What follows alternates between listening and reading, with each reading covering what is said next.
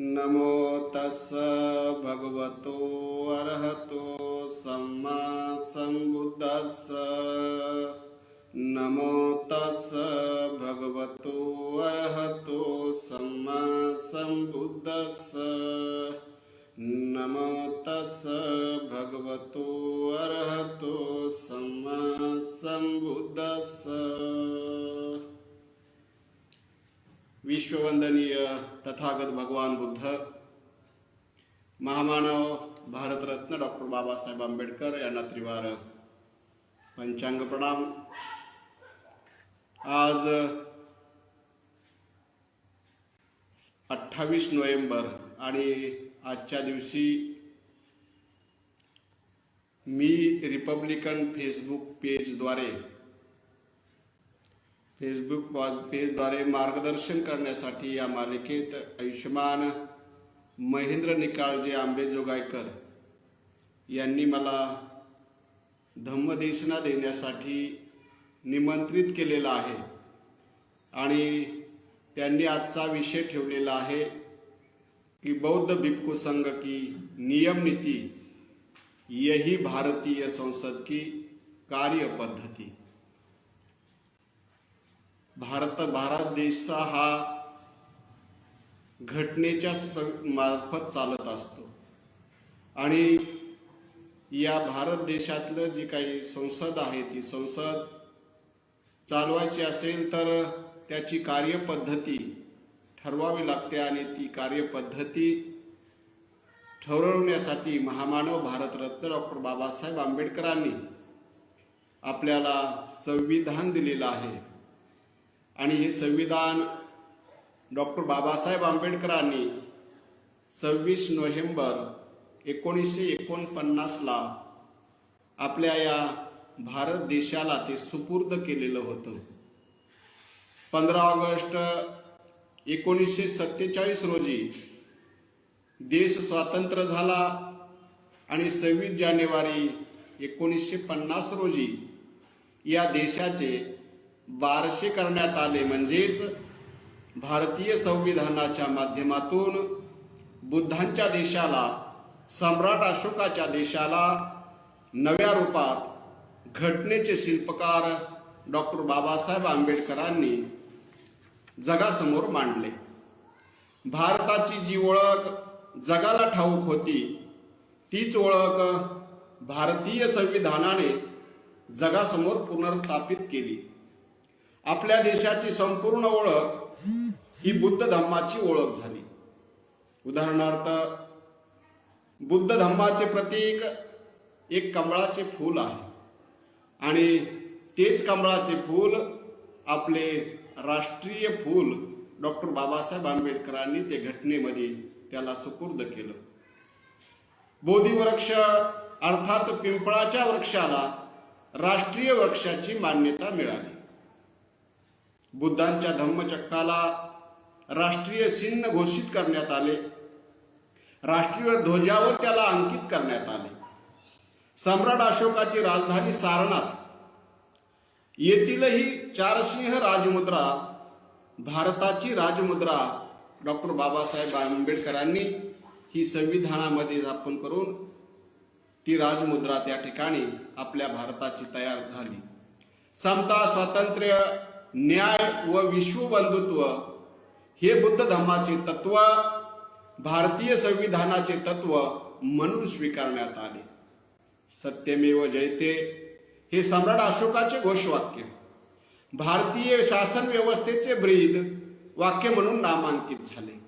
एवढेच नाही तर आपल्या देशाची प्रत्येक ओळख ही बौद्ध संस्कृतीची संबंधित झाली। आपल्या राष्ट्रीय ध्वज हा तिरंगा आणि या तिरंग्यातील सर्वात पहिला रंग ज्याला आपण लाल, केशरी, भगवा, लाल नारंगी म्हणतो त्या रंगाला भारतीय घटनेने एका विशेष नावाने वर्णित केले आहे। इंग्रजीत त्याला ओशर असे नाव आहे। ओशर म्हणजे लालसर किंवा पिवळ्या मातीचा रंग जो बौद्ध भिक्षूच्या चिवराचा रंग असतो। चिवार हे बौद्ध भिक्षूंचे वस्त्र आहे, जे त्यागाचे प्रतीक आहे. दुसरा रंग हा पांढरा, ज्या रंगाला बुद्ध धम्मात विशेष महत्त्व आहे. पांढरा रंग हा शांती व सत्याचं प्रतीक आहे. म्हणून बौद्ध उपासक शील ग्रहण करताना पांढरे वस्त्र परिधान करतात. तिरंगा रंग हिरवा, जो निसर्गावर प्राणी मात्रावर प्रेम करण्याचा बुद्ध धम्माचा पंचशिलेचा शिकवण देणारा रंग. आणि आपल्या राष्ट्रीय ध्वज तिरंग्यातील सर्वात पहिला रंग तो म्हणजे सफेद. सफेदला तर आपल्या धम्मामध्ये खूप महत्व आहे. पंचशिलाची शिकवण देणारा रंग व तिरंग्याच्या मधोमध जे काही बुद्ध धम्माचे प्रतीक आहे ते निळे धम्मचक्र आहे, जे साऱ्या विश्वाला बुद्ध धम्माची ओळख देते. असा सर्वांगीण बुद्ध धम्माची प्रचिती देणारा आपल्या राष्ट्रीय ध्वज तिरंगा आणि राष्ट्रीय ध्वज समितीचे अध्यक्ष डॉक्टर बाबासाहेब आंबेडकरांनी देशाला बहाल केला. भारताच्या सर्वोच्च नागरिक पुरस्काराचे नावही बुद्ध धम्माशी संबंधित आहे. त्याला भारत रत्न असं म्हणतात. रत्न ही बुद्ध धर्माची पदवी आहे. बुद्ध धम्म आणि संघ म्हणजेच बुद्ध धर्मातील त्रिरत्न. बुद्ध धर्मात सर्वश्रेष्ठ व्यक्तीला रत्न ही पदवी बहाल केली जाते. अनेक बौद्ध भिक्षूंच्या नावात आपल्याला रत्न हा शब्द आवर्जून आढळतो. उदाहरण जर घ्यायचं झालं तर बनते ज्योतिरत्न, बनते संघरत्न, बनते शांतिरत्न असे विविध रत्नांनी या ठिकाणी आपल्या बौद्ध भिक्षूंच्या नावात आपल्याला ते दिसेल. रत्न या महान शब्दाचा बाबासाहेबांवर सुद्धा खूप प्रभाव होता. बाबासाहेबांनी आपल्या एका लाडक्या मुलाचे नाव देखील रत्न या शब्दाशी संबंधित राजरत्न असे ठेवले होते. त्या रत्न महान शब्दावरूनच या देशाच्या सर्वोच्च नागरिक पुरस्काराचे नाव भारतरत्न ठेवण्यात आले आहे. त्या पुरस्काराचे चिन्ह स्वरूप देखील बुद्ध धम्माशी निगडित आहे. बोधी वृक्षाच्या पिंपळाचे सोनेरी पान आणि ज्यावर पुरस्कार स्वीकारणाऱ्या व्यक्तीचे सोनेरी अक्षरात नाव कोरले जाते व दुसरा बाजूला 4 सिंह ही राजमुद्रा व धम्मचक्र असते. बुद्ध धम्माचे मैत्री, प्रेम व करुणेचे प्रतीक असलेल्या कमळाच्या फुलाला घटनाकारांनी राष्ट्रीय फुलाची मान्यता बहाल केली.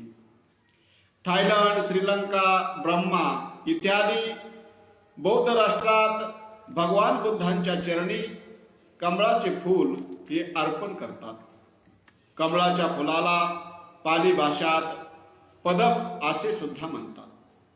भारतरत्न पुरस्काराच्या खालोखाल 3 प्रमुख पुरस्कार आहेत. त्या पुरस्काराची नावे पद्म म्हणजेच कमळाचे चिन्ह असे असते आणि कमळाच्या एका बाजूस पद्म व दुसऱ्या बाजूस विभूषण किंवा स्त्री लिहिलेले असते. युद्ध शौर्यातील 3 पुरस्कार आपल्याला जर बघितले तर परमवीर चक्र, वीर चक्र या पुरस्कारावर देखील कमळाचे फूल प्रामुख्याने असते. युद्ध शौर्यातील प्रमुख पुरस्काराचे नाव हे अशोक चक्र आहे. भारताच्या राष्ट्रपती भवनातील प्रमुख दिवाणखान्याचे नाव अशोक हॉल आहे. आपल्या केंद्रीय मंत्रिमंडळाच्या निवासस्थान परिसराचे नाव देखील बुद्ध संस्कृतीवर ठेवलेले आहे. सम्राट अशोकाच्या मंत्रिमंडळाच्या नगरीचे नाव जनपद होते आणि ते जनपद नाव आपल्या केंद्रीय मंत्री निवास स्थानाचे आहे. म्हणून त्या ठिकाणी उदाहरणार्थ जर घ्यायचं झालं तर 7 जनपद, 10 जनपद, 11 जनपद अशी त्या ठिकाणी आपल्या केंद्रीय मंत्रिमंडळाच्या नावांची यादी आहे. भारताची ओळख असणाऱ्या प्रत्येक गोष्टीचा बुद्ध धम्माशी संबंध आहे. बुद्ध संस्कृतीशी नातं आहे आणि घटना समितीच्या सदस्यापैकी प्रत्येकाने ती मान्य केली, कारण ते सत्य आहे आणि जे सत्य असते ते कधीच अमान्य होऊ शकत नाही. अशा प्रकारे बाबासाहेबांनी सर्व भारतमय केला, बौद्धमय केला. भारत हा बौद्धमय केला. हा भारत बुद्ध धम्माचा या भारतात विजय झालेला आहे. सम्राट अशोकाचा यात विजय झालेला आहे आणि बोधिसत्व डॉक्टर बाबासाहेब आंबेडकरांचा सुद्धा या भारत देशामध्ये विजय झालेला आहे. आणि या भारत देशाचा विजय म्हणजेच आपल्या संविधानाचा विजय आहे. अशा प्रकारे आपला जे काही डॉक्टर बाबासाहेब आंबेडकरांनी जे संविधान निर्माण केलेलं आहे ते संविधान सर्वतोपरी हे संविधान तथागत गौतम बुद्धाच्या धम्मावरच आधारित असलेलं, कारण डॉक्टर बाबासाहेब आंबेडकर ज्यावेळेस बौद्ध धर्म त्यांनी स्वीकारला त्याच्या अगोदर डॉक्टर बाबासाहेब आंबेडकरांनी घटना दिलेली होती. परंतु डॉक्टर बाबासाहेब आंबेडकरांनी 13 ऑक्टोबरलाच घोषित केलेलं होतं की मी या ठिकाणी हा धर्म सोडून दुसरा धर्म स्वीकारणार आहे.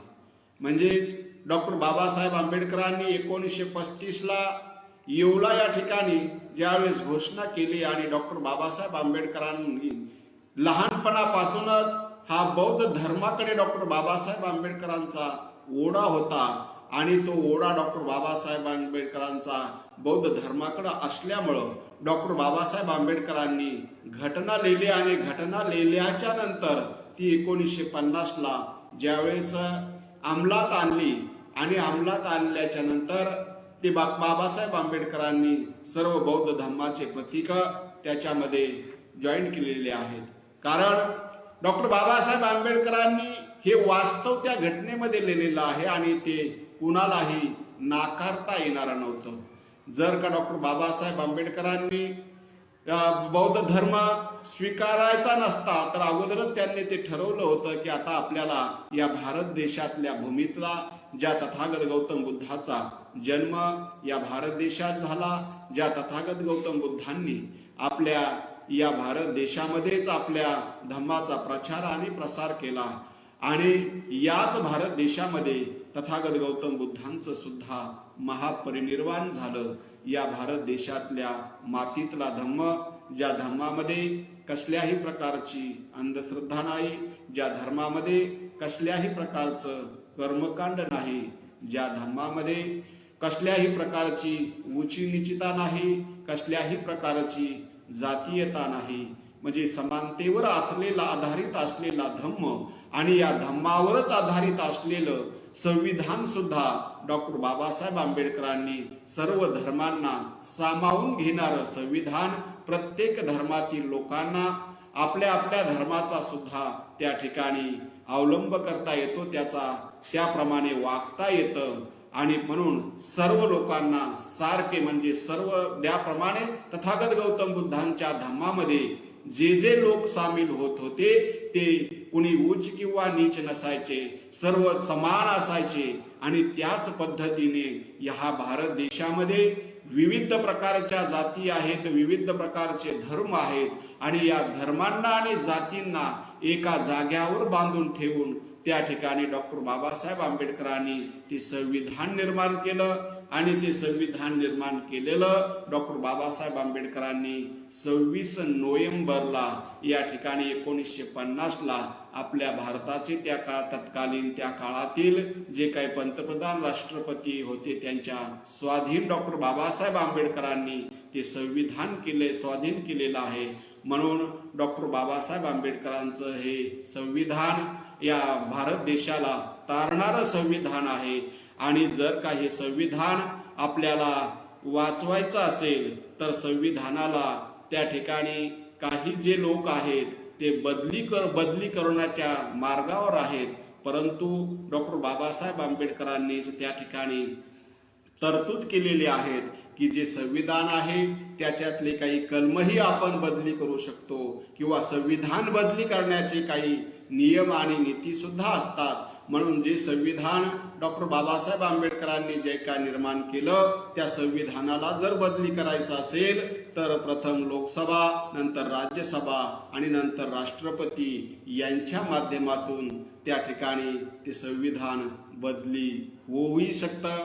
परंतु आपल्याला काळजीपूर्वक राहावं लागेल आणि संविधान बदली होणार नाही याची काळजी आपल्याला सर्वांना घ्यावा लागेल. म्हणून डॉक्टर बाबासाहेब आंबेडकरांचं संविधान जोपर्यंत या भारत देशामध्ये आहे तोपर्यंत या भारत देशातील जो काही सर्व जातीयता आणि धर्म आहेत ते सुरक्षित राहतील. परंतु आपल्या या देशाचं संविधान जर का यदा कदाचित बदली झालं तर या देशात परत अजून या ठिकाणी पहिल्यासारख्या दिवस येण्याची संभावना निर्माण होऊ शकते. म्हणून डॉक्टर बाबासाहेब आंबेडकरांचं संविधान आपण त्या ठिकाणी सांभाळलं पाहिजे आणि त्या संविधानाला त्या ठिकाणी कोणीही हात लावता कामा नये याची काळजी आपल्याला सर्वांना घ्यावा लागेल. आजच्या दिवशी जास्तीचा उपदेश न करता, कारण मी कधीही ऑनलाईन धम्मदेशना किंवा मार्गदर्शन केलेलं नाही. प्रत्येक आज जे काही आपले महेंद्रजी निकाळजे आहेत यांनी मला रिक्वेस्ट केली आणि म्हणून त्यांच्या रिक्वेस्टला मी मान्य करून त्यांच्या फेसबुक पेजवरून आज प्रथमच मी या ठिकाणी लाईव्ह आलेलो आहे. तर आपल्या सर्वांच्या प्रती या ठिकाणी मंगलकामना व्यक्त करतो. सर्वांना आयु आणि आरोग्य मिळो, सर्वांचं या ठिकाणी सुख आणि समाधानी मिळो अशा पद्धतीची सद्भावना व्यक्त करतो आणि तथागत गौतम बुद्धांनी दिलेला जो काही आशीर्वाद आहे तो आशीर्वाद घेऊन या ठिकाणी समाप्त करतो. भवतु सबमंगलं रक्षन्तु सबदेवता सबबुद्धानुभावेन सदा स्वन्ति भवन्तु ते.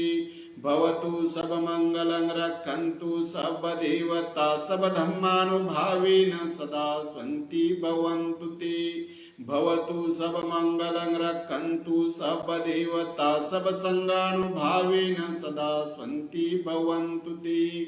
इचितं पतितं तुय्यं क्षिप्पमेव समेजतु सबे पुरेन्तु सकम्पदा यत्सन्दोपनोरसूयता.